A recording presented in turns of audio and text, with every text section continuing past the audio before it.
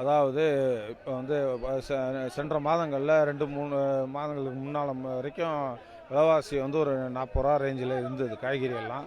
இப்போ வந்து எல்லாமே 10 ரூபா, 20 ரூபா, 30 ரூபா இந்த மாதிரி ரேட்டுகளில் எல்லாமே கணிசமாக குறைஞ்சிருக்கு. கோயம்பேடு மார்க்கெட்டுக்கு வர்ற காய்கறியின் வரத்து வந்து இப்போ வந்து 800லேருந்து 900 லாரிகள் மார்க்கெட்டுக்கு வருகிறது. இதனால் வந்து விலைவாசி ரொம்ப கணிசமாக குறைஞ்சிருக்கு.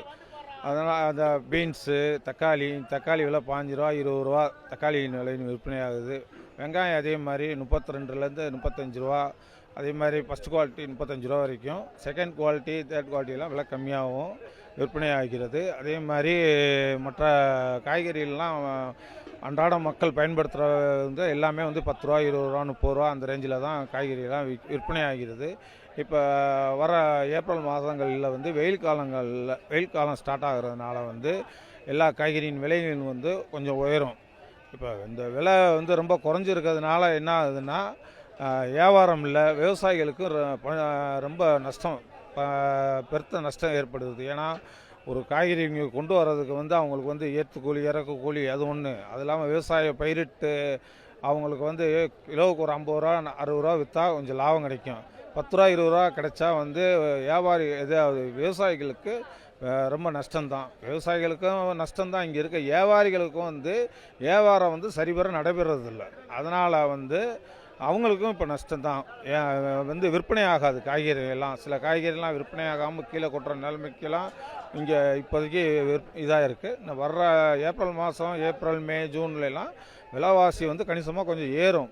இந்த இப்போ எவ்வளோக்கு எவ்வளோ குறைஞ்சிருக்கோ காய்கறியின் விலை வர்ற மாதங்களில் வந்து அதிகப்படியாகும் கண்டிப்பாக வந்து. அந்த ஏன்னா வரத்து அதே 800 முதல் 900 லாரி வரைக்கும் இங்கே மார்க்கெட்டுக்கு வருகிறது. அதனால தான் வரத்து அதிகரித்ததுனால தான் விலைவாசி குறைஞ்சதுக்கு காரணமே.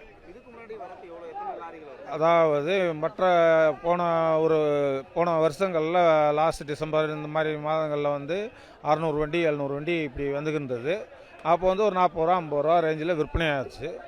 இப்போ ரொம்ப அதிகப்படியான வண்டி வர்றதுனால வந்து விற்பனையும் குறைஞ்சிருச்சு. வியாபாரமும் இல்லை இங்கே மார்க்கெட்டில். கோயம்பேடு மார்க்கெட்டை பொறுத்தளவுக்கு அண்ணா பொதுநல சங்க சார்பாக செந்தில்குமார் செயலாளர்.